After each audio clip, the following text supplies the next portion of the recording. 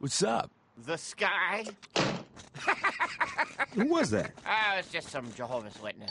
Turn out the lights. We're not here. Okay. Don't answer it, Meatwad, now. Hello. What's up? The sky.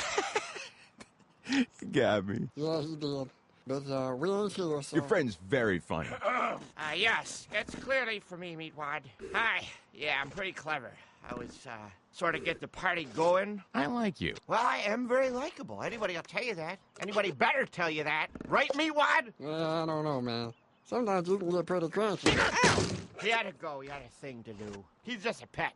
I like you a lot. There's something about you I'd like to become. Part of me, you know? Yeah, I like you a lot. You got good taste.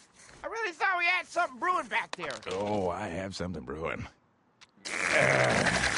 Hey, let's hang out. Do you have time? I have all day, all night, all tomorrow night, all the next day, and nights and days and nights after that. Wow, that's great. Frylock, will you check my schedule, please, right on the fridge? 24/7, the thunder will roll.